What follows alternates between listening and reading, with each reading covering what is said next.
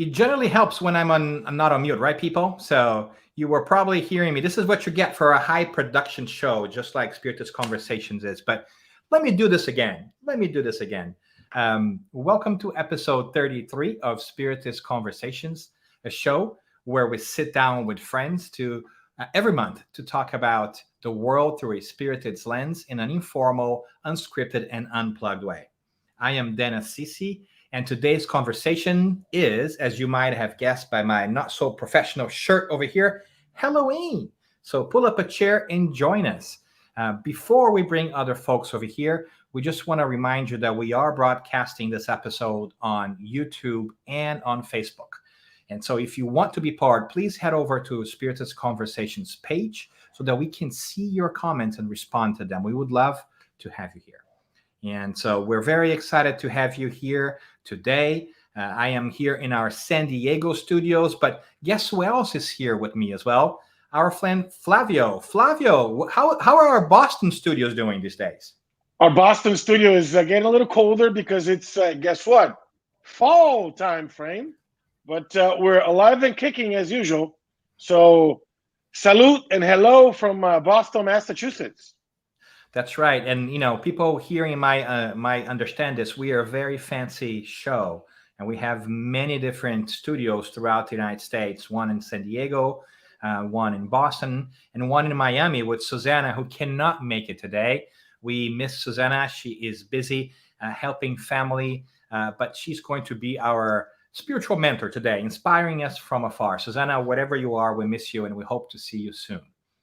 And when I say studio, I really mean our houses, right? Our homes. We're not very fancy over here.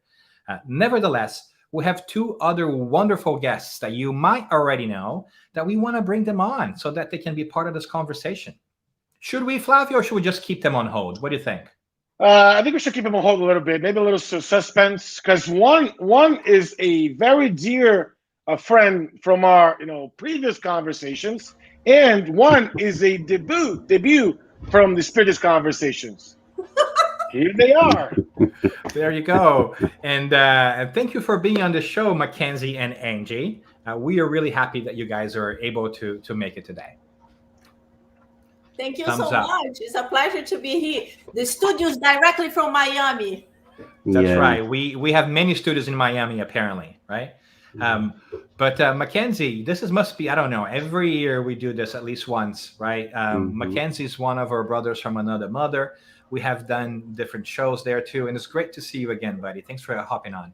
Yeah, thank you for inviting me, and especially to talk about this topic. We had the conversation not right here where I am right now, but outside. I can see the place where we had a conversation before, when it was not live like this. But it's here in the Salem office of Spiritist Conversations, which is probably one of the Halloween towns of the world. It's the Halloween town. What are you talking about? One of them. It's the Halloween town of the world. Yeah, and the Halloween celebrations happen most vividly, right? I should say. Yeah.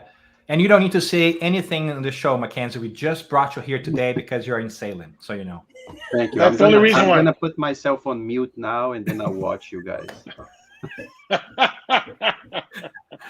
There you go.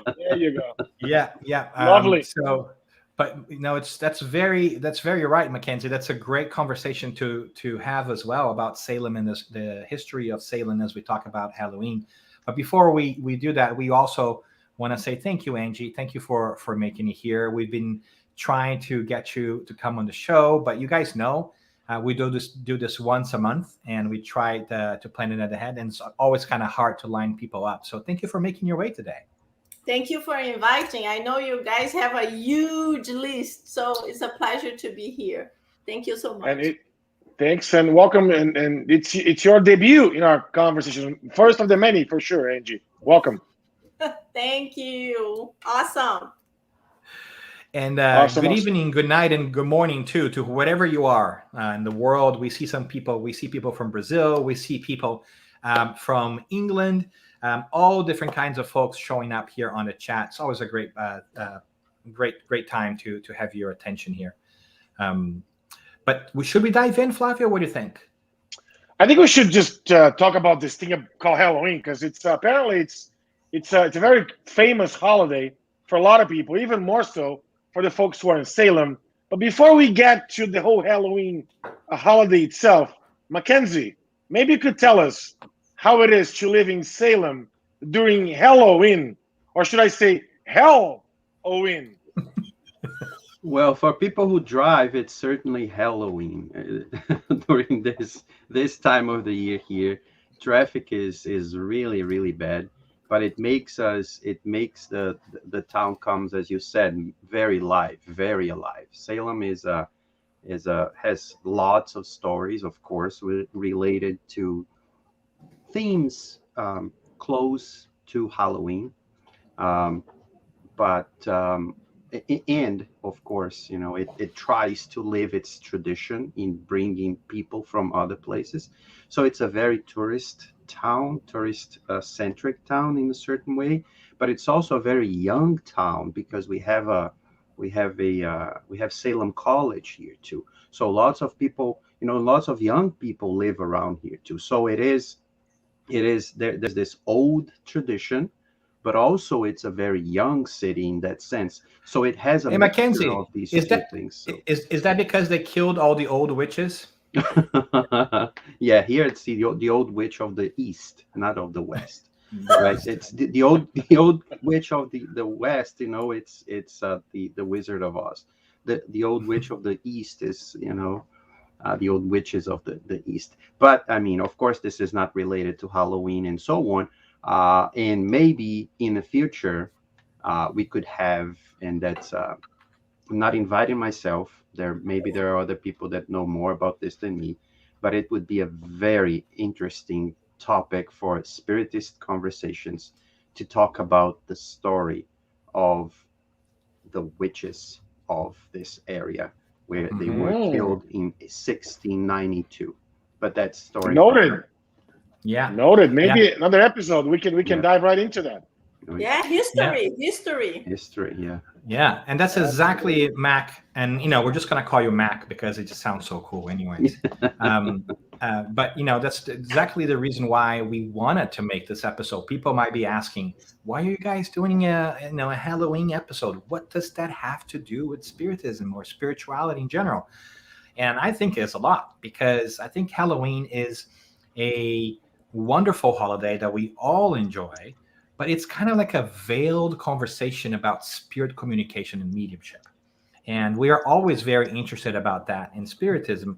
So we figured putting our heads together that it might be a fun thing to do to put an episode together when we get to talk about this holiday and how in many different ways it reminds us of this constant communication with the spirit world that we just don't think about when we think about Halloween. We just think about candy and trick-or-treating and monsters and so forth. But all of that is a kind of interesting lead, right, to the larger conversation about Halloween, because the history of Halloween is a very interesting piece as well. A lot of folks don't know this, but Halloween actually comes from a Celtic festival called Samhain that had happened 2,000 years ago. And it's this part of the year, and Mac was just addressing that too, right? Where we're shifting from fall and harvest and beginning of winter when things get a little bit darker, that this important holiday took place. I think it was the beginning of the Celtic year.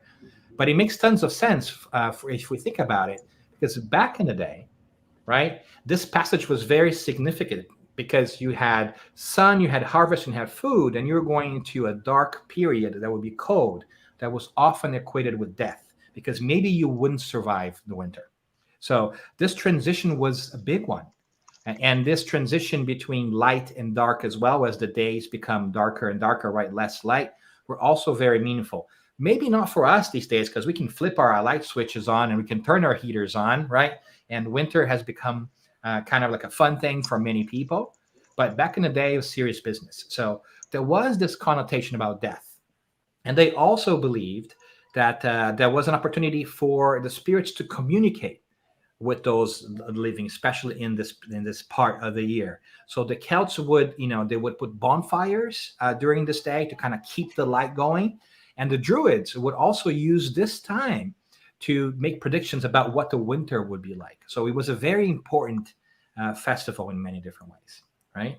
And then, of course, just to kind of get off my soapbox here, something else that was really interesting too, about the 8th century, Pope Gregory III, Catholic, of course, decided that maybe this pagan, ceremony really should be toned down a little bit. So he came up and November 1st, he came up with an All Saints Day, and All Saints and Martyrs. So everything that was hallowed, everything that was sacred.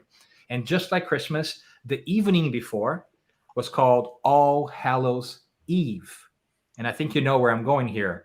All Hallows Eve, Halloween, right? And that's where the name comes from. And it started to blend in a little bit. But the fun thing about all this stuff is things that we already know. All this pagan mixture with different things. We can like sprinkle some Romans in the middle when the Romans conquered Galia and the Celts. 2,000 years ago, they had two other festivals as well that they kind of mixed in the piece. One of them was a celebration of the dead, right? Kind of like a Day of the Dead, and the other one was a festival to celebrate Pomona, the goddess of fruits and trees, and the symbol for Pomona is an apple. And so that's why people think that there was a lot of bobbing for apples in Halloween, which is something I think kids don't do anymore, unless they're in the Apple computers, right? But that's a whole different Apple thing. But there's all this mixture of cultures, right, that we see in Halloween and that we don't think about. We just go out and we celebrate this whole trick-or-treating piece. And so maybe we can start right there. Like what's Halloween for us these days? How's Halloween for you guys? Oh, it's impossible to remove trick-or-treating from Halloween. That's for sure, right? Because the kids love it, right? The kids absolutely love it. There's also the costume, the dance. I mean, all the festivities that surround Halloween. That's also important to mention. But I think for us, Spiritists or folks that believe in the afterlife in general, there's also another connotation with the holiday in itself, or the day celebration in itself, which is around mediumship, right? Because Halloween was really, this whole idea of communicating with spirits, and this holiday that Dan mentioned, Samhain or Samhain or however we call it, that was actually the time that the Celtics will go and talk to the spirits to get some connections, to get some advice, to get some wisdom. And that's why, talking about the holiday, talking about Halloween itself, we cannot not mention mediumship. That's right. That's a great thing. And it's funny because you're talking about spirits in general. And, part of the whole Celtic thing and the whole Middle Ages thing too was because people believe that during this time of the year, the veil between worlds was thinner, right? So it was easier for spirits to communicate with the living. And there was even like a celebration. What they used to do is they used to put costumes on so that the ghosts wouldn't know who they are. So if they were to go out in the streets, they would dress up and say, maybe they won't find out who I am, right? Which probably means that they weren't doing a lot of wonderful things, because why would you fear the dead, right? If you had not wronged them. But anyways, that's a whole different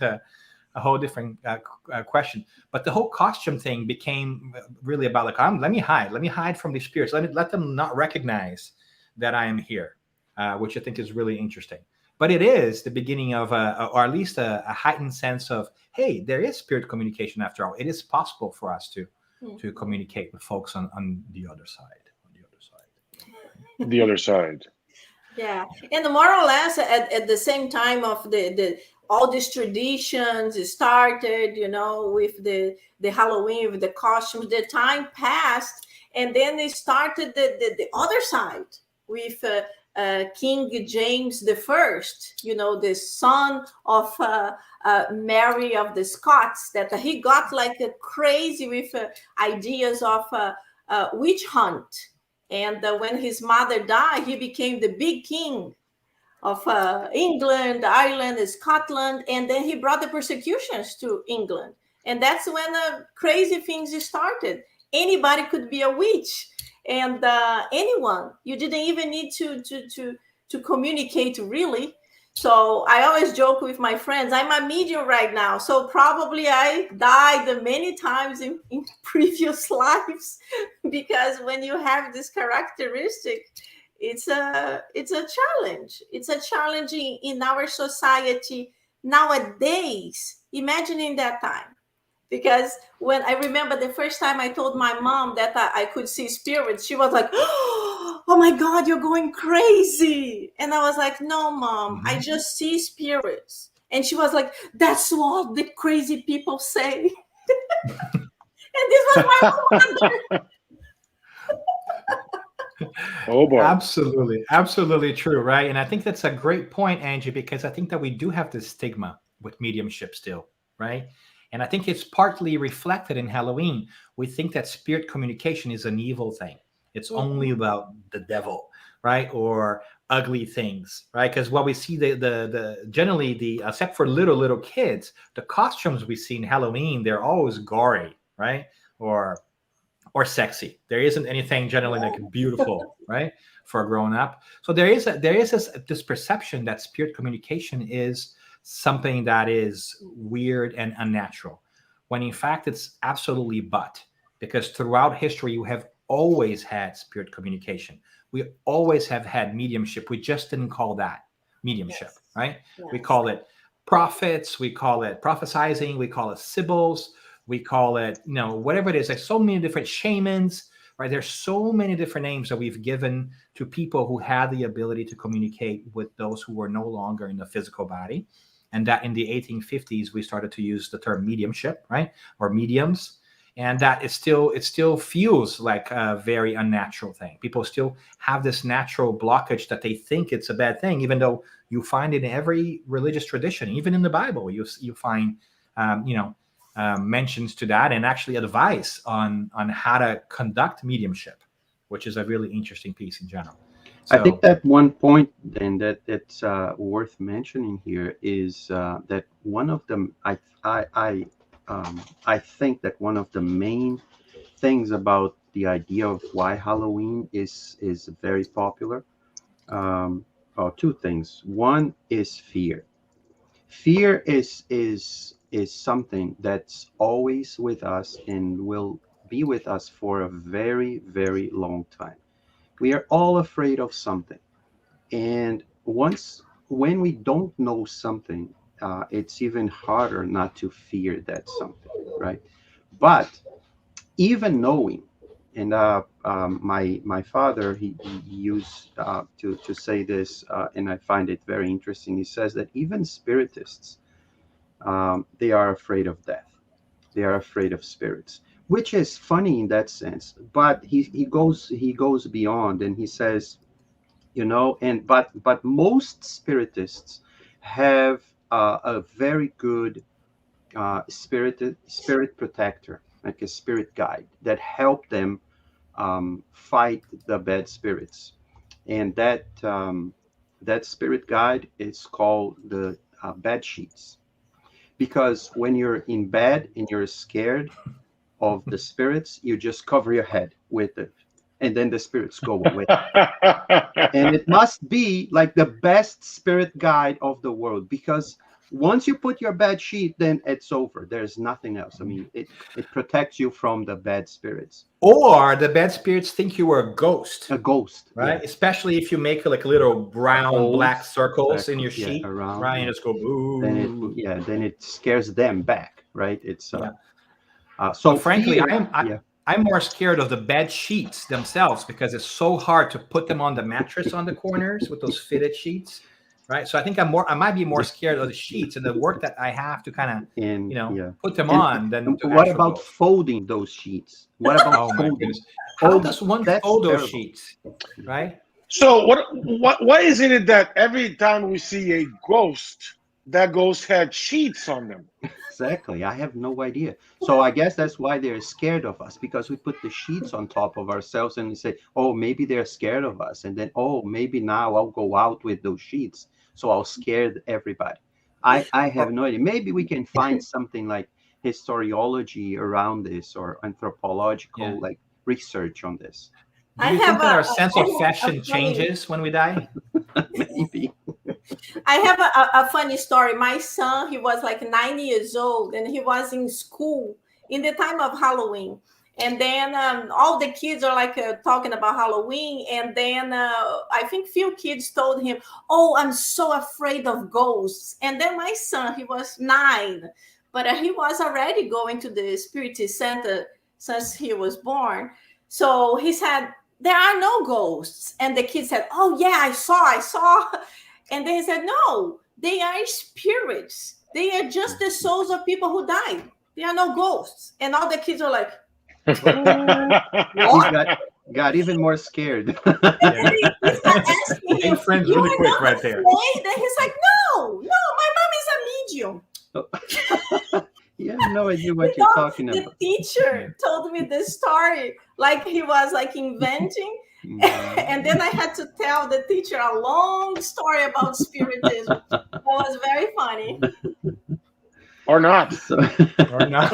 yeah. Or not. Or a Or scary, not. very scary Yeah. story. Yeah. So going back to the fear, I'm sorry that I made all this digression here. But going back to the fear, it is something that, because we don't know and we don't understand. Not saying that when we understand we lose the fear, but it's the Mhm. pathway to losing the fear, or at least to reducing the fear. Yeah. It is to try to understand that there are things that we still don't understand, but doesn't necessarily mean that we should fear it. But people who have a better, I don't know, have a better grasp of their own fears, they start to put those fears out, and then Halloween becomes even bigger because now I want to scare other people, or I know that it's not scary for me anymore because I either don't believe it, or if I believe it, I don't really care because, like Angie said, um, it's just people that died and they're coming back. But it is, I think that more than the fear of the spirits itself or themselves is the fear of death that makes us do so many things. And it can be constructive. Fear to a certain degree is good. And we see this on the Spirit's book when they say, having fear of death is important so that we don't destroy ourselves before we need to die, before we have to die. Correct. But if we put too much fear onto a person, the person will destroy itself. The person will destroy himself or herself because fear is a lock. You lock yourself in, and then there's nothing that can take you out of it, depending on how deep that fear goes. So I think that talking about Halloween, and when we think about the scary thing, we have to think about this idea that we should not fear death in a sense of it's a natural thing. However, we should respect death because we know that we want and we need to be incarnated, not alive because we will never die, but we need to be here while we are here. We need to value life. We need to not only enjoy the opportunity, but grasp the opportunity, grab the opportunity, use the opportunity to grow, to be a better person, to make this world make be a better place. So it Mhm. brings me this reflection too when I'm thinking about all this scary and, oh, I'm Yeah. scared of death. And I bet that a lot of people, maybe this is another pathway on the conversation, that I had a friend that worked with me. Then every time I try to say something about death, she would just like, hey, stop talking about it. I don't want to hear about death. I don't want. And then she would just move out. She was so scared, or it was such a taboo topic for her that she wouldn't even think about it. And if we don't think about it, how do we prepare for it? So Mhm. it's that leveling or Yeah. that balance that we need to try to find. Yeah. I, And that's I a think I great thing think you you bring up say. Yeah. Go ahead, Flavio. no, I think you bring up a good point, Mac, because there are some brothers and sisters of ours, people that are Christ followers, that they avoid Halloween. There are some denominations that they are taught to avoid Halloween for several reasons, right? Oh, you shouldn't really entertain any activities. You should move away from celebrating Halloween and all that. But your point, the way I see this, or my reading at least, is a wrong interpretation of what we're celebrating in this holiday. So, have you guys come across? Have you seen folks that avoid the holiday for that particular reason? Well, let me jump in that bandwagon really quickly too, because I think that what Mackenzie was touching upon, and I think that Flavio brought it out, is like the perception, right? How powerful our perception is, how our mind dictates what we see as reality or not. Because a lot of people during Halloween have this fear heightened, right? They Mm-hmm. were perhaps a little bit fearful of the whole idea, but in Halloween they get a little bit more freaked out, and just because they are paying attention, right? They're just being suggestioned that there might be a spirit communication, and so they begin to get a little bit more antsy. So maybe we get a little bit more jumpy around Halloween because we're just paying attention. We're just keeping those ideas of monsters, of ghosts, of trick or treating, or of people jumping from behind, a house and saying boo, and so we get on edge. But we bring that on ourselves because we accept and start to pay attention to that. Because at the end of the day, right, just to kind of clarify stuff for all of us, spirit communication doesn't happen more at night than during the day in September, in January. It's always fair No, game, it's right? all the This time. communication Yeah. has always existed. We just make ourselves think that maybe at night, right, or something, and so we let ourselves tune into that the wavelength, and that makes things a little bit trickier. Exactly, exactly. And I think everybody that is afraid of death would be really a nice way to watch that cartoon. That's a Mexican cartoon that talks about their tradition, the Day of the Dead in Mexico, and it's so beautiful, and it explains so beautiful the way they understand that very similar to us. The body dies and the spirit leaves. So when I watched that cartoon many years ago, I finally understood their tradition, because their cemeteries are so colorful, decorated with so many things. And then I finally understood why. And it's really beautiful way to understand life, because the body dies and the spirit continues. Very similar to our understanding in Spiritism. So tell her, Mackenzie, to watch the cartoon. Yeah, the cartoon is what is it? Viva, right? Viva. Is Forgot it the Viva? name. Yeah, It's I so think adorable. it's lovely. It's really interesting about this the boy that and the father is a guitar player and he wants to learn to play the guitar. It's a very very very powerful story. A very Oh, powerful that's are you movie. guys talking about Coco? Coco, Is it exactly, Coco? Coco, Coco, yes. the Disney movie. Coco. I Oh thought it my was a God. different I one. was like, I Okay. have No, to no, no. search. Yeah, I Yeah, remember Yeah, Coco's lovely. now it Viva makes because sense. yeah, it is a powerful movie, um, because it brings the joy, which Yes. is Mhm. very very important. I have a Yes. friend in Brazil. I have a friend in Brazil. He's much older than me, and he was one of my teachers in the Spiritist Center when I was growing up, and so on. That he reached a different level than me, and probably than a lot of people. That he gets to a point, and some people don't understand sometimes, that he is happy. He smiles when people die, uh, people that he knows, people that live with him, that participate in stuff. I'm not saying that he is happy because the person died, and that's the big difference. He's Yes. happy because he understands what's going on, and he's a medium as well, so he sees the other person. He knows. And recently, I mean, a few years ago, one of his sisters died, and I heard the same kind of stories from him. I mean, that he was happy that she died. But in that sense, so I'm not saying, people don't misunderstand me. I'm not saying that we should Yeah. be happy when a person died. No, it's not what I'm saying. I'm saying that once we really have an understanding of what death is, we will miss the person, we will cry, we will feel that the person is not there anymore, and we should embrace that. It is necessary to have that And feeling of natural. loss. It is Yeah. in natural. But at the same time, when we bring that idea that Coco brings, right, that life goes on, that we can find happiness on the other side, that we will meet the people that we love that went before us, that we will re-encounter people that we were not able to see here in this life because they're still there and we were not able to meet here, that I will meet someone that I love that I was not able to have on the same opportunity here on earth, that I will find it there, find the person there. It brings us the comfort, or it brings us that idea of happiness, or at least the idea of joy, that we can Yeah. find hope in that. So it is very And I think important.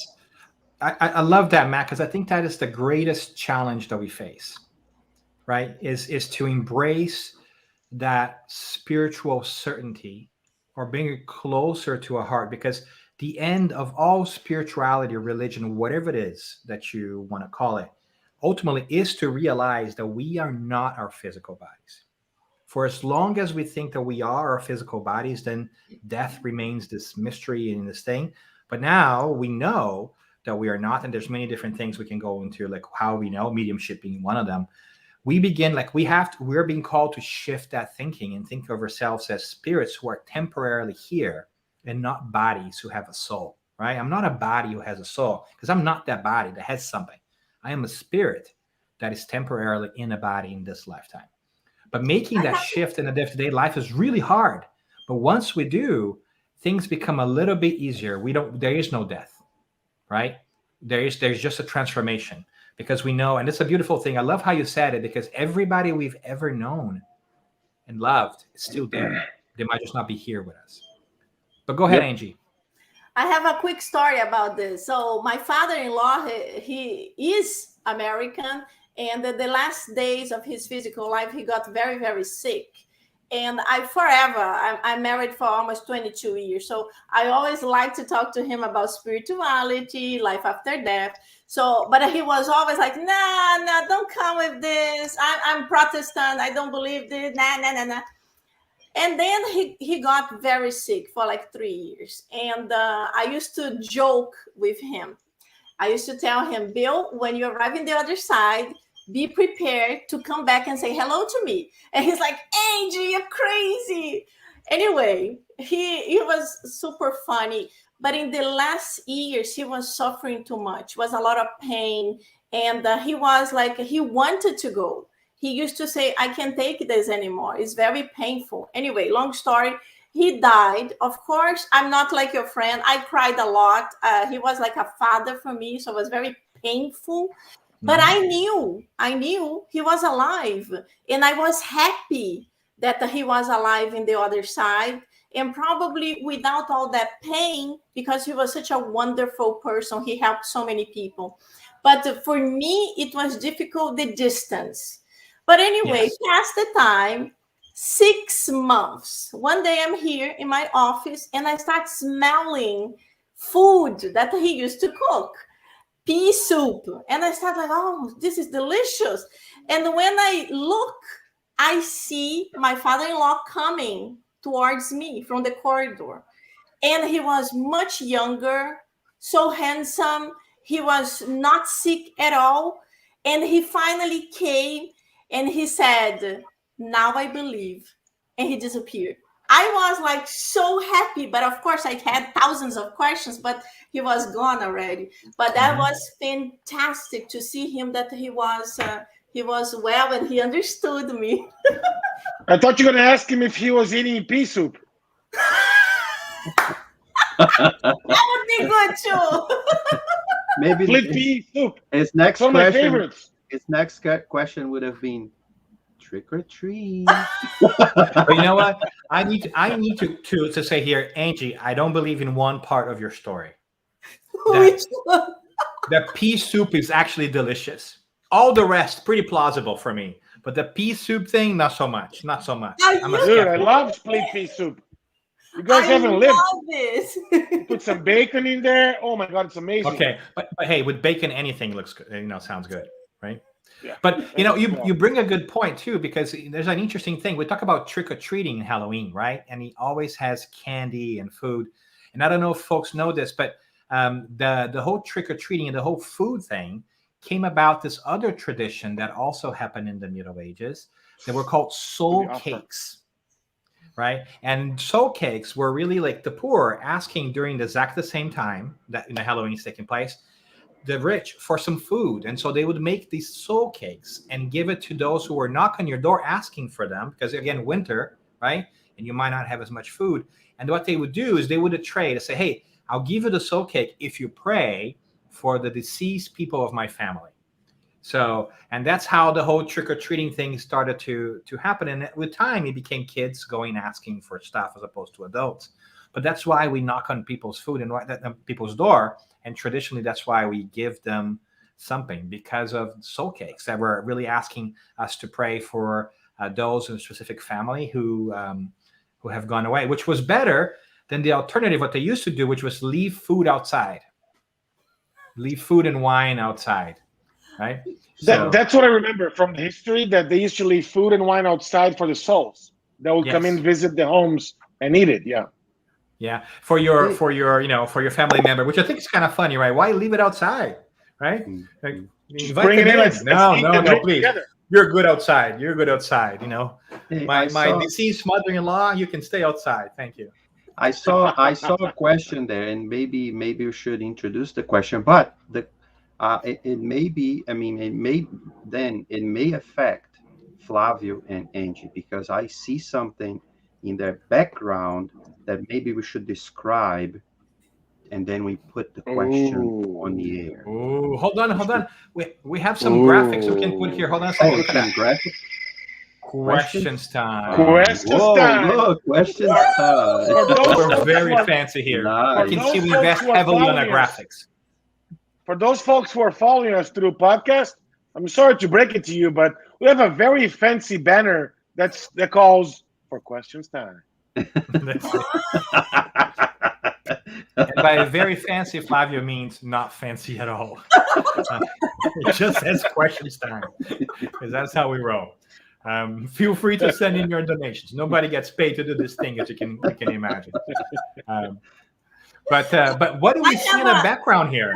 What do we see on the background? Yeah, go ahead. I have a funny story about this that I was telling the guys before, Mackenzie. But my son got this from my in-laws when he was like 7. Hold on a second. But this is an ugly skull candle, fake candle, the size of a skull, that doesn't look very friendly at all. Exactly. This is a candle sort of friendly. Dances and lights and makes funny sounds, many different noises. Anyway, so one day we are in the house in the time of Halloween, and one of my son's friend, he was like 9 or 10, and we are having dinner, and he asked us, "Is only us for dinner?" This thing here was in his bedroom, a little bit far. We are in the living room. And then he asked, is only us having dinner? And before I said, the candle started, and we all like, oh boy. Oh boy. And I told him, I guess we are not alone. Yeah. I'm sure he came back next week. He was like, oh. I'm sure he visited every day after that. Sure, every day. He was excited to come back. But anyways, what's the question that question time. We have a fancy banner. Let's do the comments. And here's a question from our friend Elder. Hi, Elder. And he says, "Hello, spooky friends," and which means that he's clearly referencing Angie, Flavio, and Mackenzie, because I'm not spooky at all. When I decorate my house with scary figures to amuse people, does it attract bad spirits or energy to my house? What do you guys say? Flavio, you have 3. Flavio, you have 3 things on. I have 3. 1, 2, and 3. Three pumpkins there in Flavio's background. 3 spooky pumpkins that are lit. There's a candle inside of them. Don't worry about it. It's just an electronic candle. It's not going to burn the house down. Don't worry about it. It's one of those that you switch on and off. So does it attract bad spirits or bad energy to the house? I don't think No, so. no. I don't think so at all. But again, we go to perceptions, right? If you believe it does, then you might So open yourself to the suggestion that everything that goes wrong is because of that. So superstition yeah, is a really powerful thing because sometimes we start to see things that are not there because we've been suggestion to see them, right? So we to might begin believing to think them. that Yeah, everything that goes on is because we had those things there. But a pumpkin won't have magic powers, right? Especially in this part of the exactly, year, right? A exactly. But pumpkin's but still a So pumpkin, still a but pumpkin. Angie's so log spooky had friends, don't worry about it. yeah, but Angie's log had there. I don't know. I mean, I don't know if it's because she's a medium, and she was like, ooh, Yeah, it's pretty much because I'm a medium. So since a child, everything moves in my house, turns on the light, turns off the light, but it's because of my type of mediumship. mhm, So exactly like what Flavio and then said, everything is what we think, what we attract, what we get afraid of.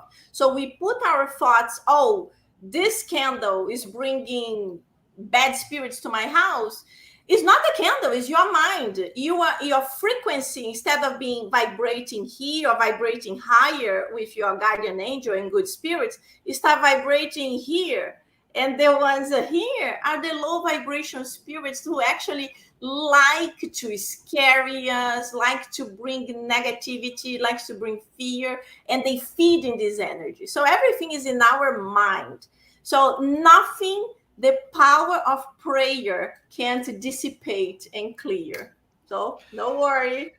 And I think that speaks to Liziani's comment there. She says that church make people afraid of all that Halloween stuff, and very true. Many different people are, and also horror movies. And she says she's a spiritist, but every time she watches a movie, like a scary movie, she gets jumpy and scared. Again, because we are putting ourselves in that frame of mind, right? I would too. I would yeah, too, and that's why I don't watch those movies, right? Because I'm not into that anymore. I used to when I was younger. Now I'm like, I don't want to do that anymore. But Exactly, it's not scary anymore. Yeah, yeah, it is not that much, Yeah. right? Uh, and used to one it. interesting thing that we're talking about here too is the power of the mind to also do the opposite, right? So if mhm, you have a positive mental attitude, then you are also gravitating and working in that area, right? So if you believe you are going to have a good day, if you believe that your glass is half full as opposed to half empty, right? It changes the way you go about your day. It changes about how you perceive things. You become more tolerant to people. So I think there's a lot for us to also think about our ability to counteract whatever suggestion or atmosphere or perception or idea that other people might be sending our way, right? Yes, it is true. So, but we have also to take in consideration, for example, imagine you watch a movie and you get like nervous, all the lights turn off and you have to go up to your house, you start getting spooky because of the movie. But of course, you attract the energy that vibrates in that type of a movie, in that type of energy. Another thing we have to think also is like, for example, parties. I'm not talking just about Halloween parties. I'm talking about any parties. You go to a party, and depending on the type of the party, it's not every party, it's not a family home party, but depending on the type of the party, whatever is going on there, you are going to feel, if you are sensitive, you are going to feel that negativity. If there is a lot of drugs, alcohol, crazy sex going on, and you go in that environment, even if you are positive, you're good, you will feel that. So your vibration will go lower. So we have to be careful also to don't expose ourselves unnecessarily. So that's why I think where we go, that's good too. Yeah, it's our spiritual entourage. I like to say it sometimes, right? mhm. We've got to be mindful of where we are placing and what pool we're diving in. Everywhere we go has its own energies. And of course, they can influence us, but it's also up to us to either avoid them if they don't feel great, but also know that we have the ability to make our own atmosphere, right? and not just be impacted by other people. And I know that our time is going by, so I figured that we can try, if you guys are up for it, a new segment here with another very fancy banner called Rapid Fire Round, where I get to ask you questions and you guys get to answer rapid fire. Not a lot of explanation there. You guys ready? One or two words, right? One or two words. One or two words. Now, first of all, sometimes it's a yes or no question. You guys ready? Question number one. It's a yes or no question. Candy corn. Yes or no to candy corn? No. Maybe. It's a no for me. I don't get candy corn, people. It's just sugar. Maybe. Just like crystallized sugar. Yeah. Maybe. Two politicians. Maybe for candy corn. Okay. All right. Rapid fire number two. Favorite candy? Sour Patch. Sour Patch Kids. Gosh. 100 grand. The real one and the candy. Gosh, I don't really have a favorite. Chocolate. So I boring. don't have a favorite. Mm-hmm. Then, All right. I'm gonna go with Swedish fish. All right. So and this is so that people can profile us by what kind of candy we like. He's international. He went all the way Go to Sour Patch. Go Sour Patch. Sour Patch All right. fans unite. All right. Are you ready for true or false question? I'm going to read a statement to you, and you tell me whether it's true or false. You ready? Ooh, All right. Scary. Not that scary. Don't worry. It relates to candy. Don't worry. You're going to be okay. So 20% of all candy sales in the United States is done because of Halloween. True or false? I believe so. I would say false because it's more. Flavio, true or false? I think it's true. Angie, true or false? I think it's true. I think it's more. I think it's true. Then is it true or is it false, Angie? Well, it's more than 20 for sure. Mackenzie, you're also on more, right? Yep. And that's right. That statement is false. It's actually 25% of all U.S. candy is sold for Halloween. So one out of every 4 pieces of candy. I have a rapid fire question too about Halloween, about candy, and about Salem. All right, go for it. That's not so rapid, is it? Yeah. Well, the oldest candy store in the United States, is it here in Salem or not in Salem? Well, that's kind of you just set us up to say yes. It's in Salem. Yeah, you're looking to say yes. Yeah. Must be. And that's true. It is true. It's still there, and it was the first commercially made and sold candy in America. The store is here in Salem. So when you come here, if you can search it online, and it's around the corner. Which year was that? I think it's I can't remember, but it's 1820 something or something like that. So what you're saying is that Salem has witches and candy.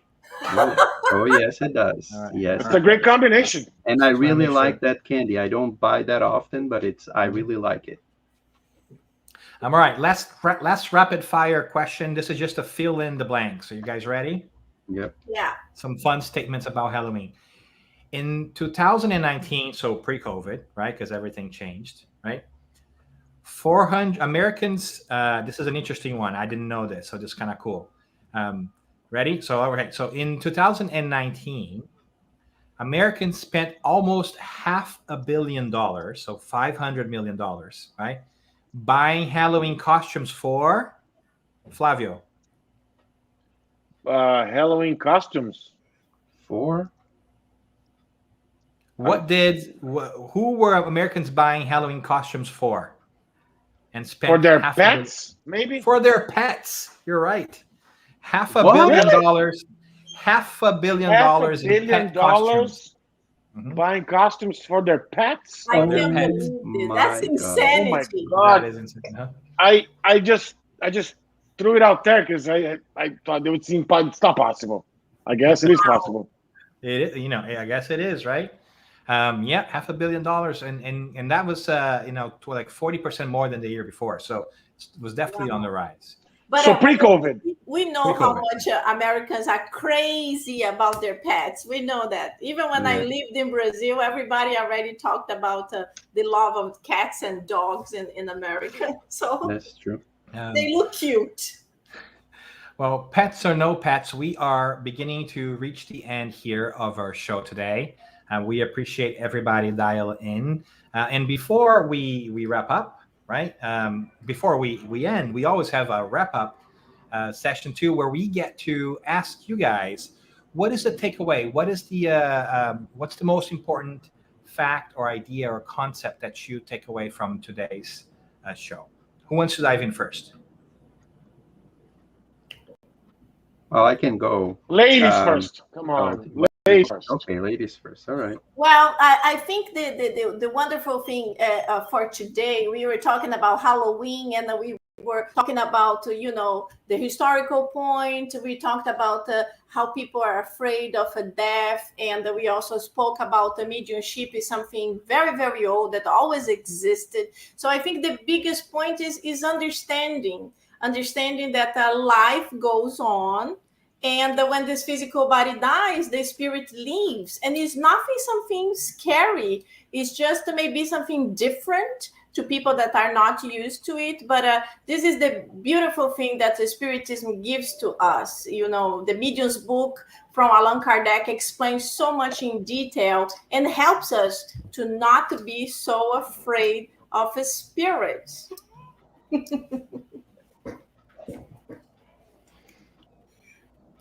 Well said, Angie. Well said.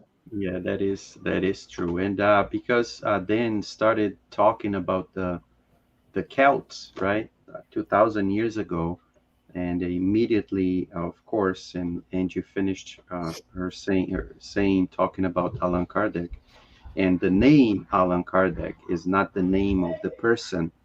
The On that incarnation that was in France, his name was Hippolyte, a real French name. Leon, even more French if it's possible.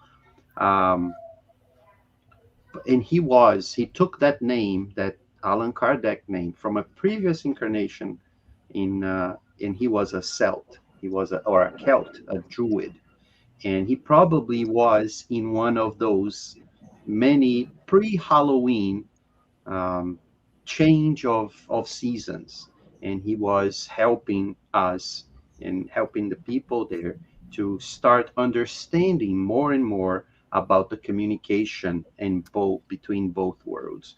So Halloween, in that sense, when we are, my takeaway from tonight is to really make us understand that we're celebrating this eve of the All Saints Day, of the All Hallows Day, and then the next day it's the All Souls Day, which would be November the 2nd.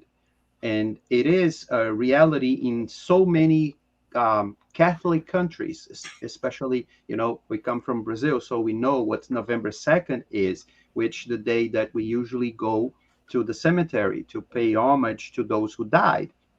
So it's to bring to us, or to me, it brings this idea of the necessity of us to understand that death is just one more passage. It's a transformation, so that we are aware of it, that we don't be afraid of it, that we learn to understand that we will all go through, and people who died, who passed away, are there waiting for us the same way we will go one day.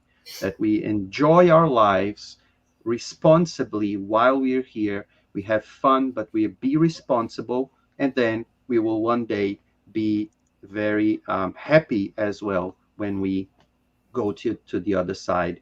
Maybe we will have one day a very, very good um, uh, daughter-in-law, and then we will come back and say, "Hey, do you want some pea soup?"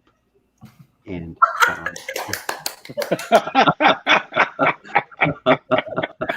And first, I would have to learn how to cook pea soup. That's going to be It's super fun to easy. do.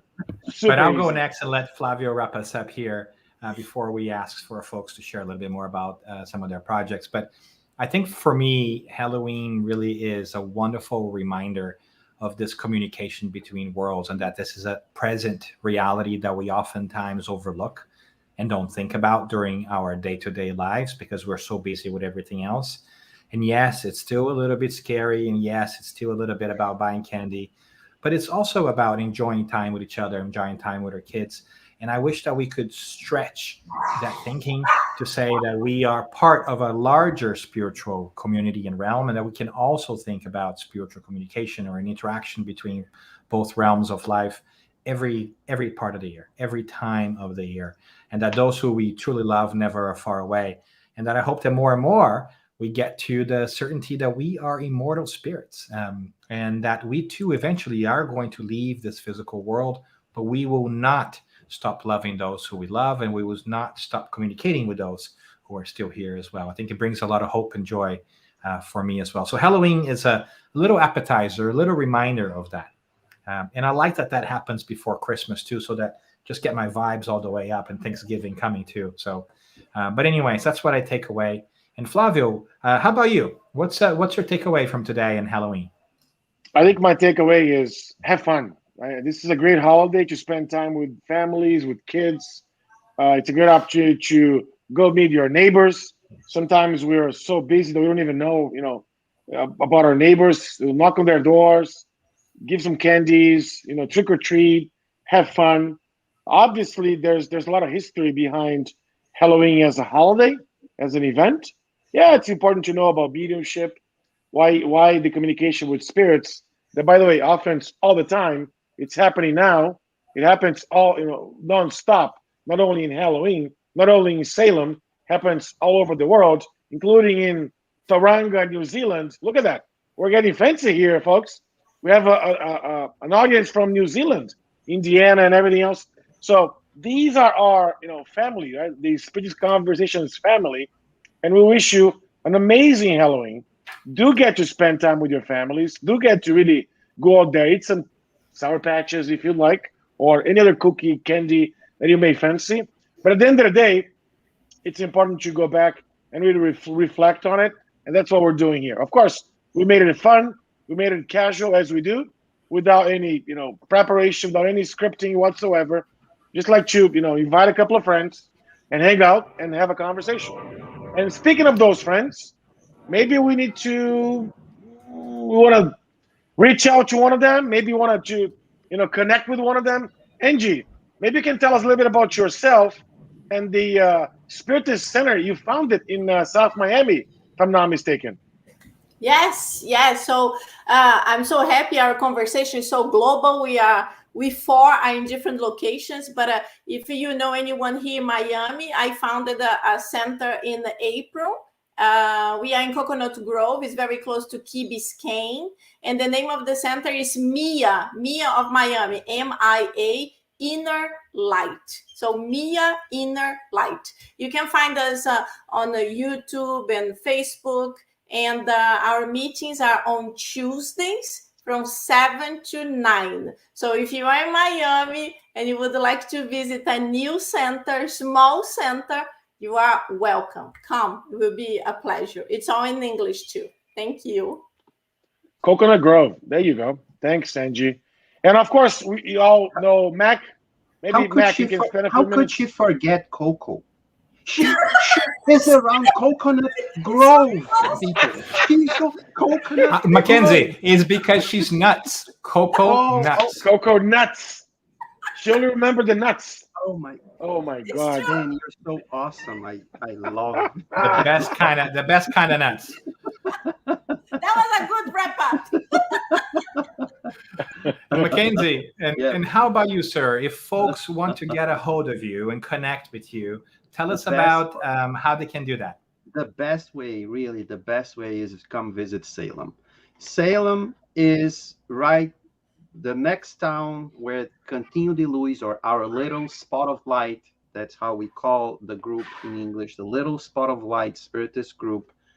Flavio goes there sometimes. He went there like 2 weeks ago to talk to us, or 3 weeks ago. Then when he comes here, he comes and sees us there and talks to us there. It's a very small group we feel like a family.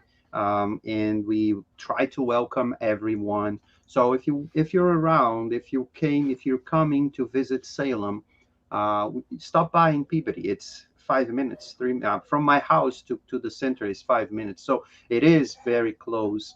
And we have meetings Saturday nights, Monday nights, Wednesday nights. We study. Some of them only one for is in English, but we have one once a month a meeting in English. But we welcome everyone, including those people who are in New Zealand too. And I would just like to point, oh, and Elder, you have to come here, Elder. You know, it's such a long time that you came here. You have to come down. Angie is far away now. It's hard for her to come, but Angie, please, when you come here, and come with this blue shirt. I love your blue shirt. I really I love it. can't believe that when I lived in New York for 20 something years, I always wanted to go to Salem and I end up not going. Yeah, And not by the coming. way, Yeah. Mackenzie, what's the name of your center? Yeah, so it's a little spot of light spiritist group. That's in English. In Portuguese, we call it Cantinho de Luz. Yeah. So it's a little spot of light, which is a double meaning there. I love the name. I really like the name. But I'm pointing out, no, people from New Zealand, and I see another one from Brasilia and all over Brazil as well. Lisiane Kowalik. I don't know if she's from Poland, but Lisiane is a Brazilian name. But the person from New Zealand, it's Tauranga, whatever the name is. But her name has a representation in Salem, right in the middle of Salem, right in downtown Salem. There is a statue of who? Samantha. Samantha is the witch of Bewitched, that famous TV series from the 60s. And they actually have a few episodes that were actually filmed here in Salem. So this is another, not the rapid fire question, but just one, tidbit of information about Salem. But there's wonderful things to do in Salem. So, including to go to the Spiritist Center. Was Bewitched filmed there? No. Yeah, some episodes. Some episodes. Yeah, not all. Some episodes, yeah. Yeah. Well, there are at but least folks, 3 or 4. As you can tell, we can keep on talking for a very long time, and that's what conversations are great. But we are reaching the end of our time, so we want to thank you for watching. Thank you for watching or listening to Spiritist Conversations, a production of the Spiritist Institute. Join us next month on November 4th for a episode we are calling "Who is Joanna de Angelis?", which is a name that often comes about in Spiritist literature. And some people often ask us, who is that? So we're going to talk a little bit about this incredible figure that has produced a lot of content for all of us in Spiritism. And if you enjoy today's conversation, please share it with a friend and like us on social media. It helps get the word out. And of course, to revisit past episodes, head on over to YouTube for video or your favorite podcast platform for audio. We do both of them. You can also find it all at spiritistconversations.org. So thank you so very much for being with us today, Mac and Angie. It's great to have you. We hope to see you guys back soon. And thanks for everybody that's listening. Thank you, folks. Thank you, guys. It was awesome. Bye-bye, guys. Thank you. Bye.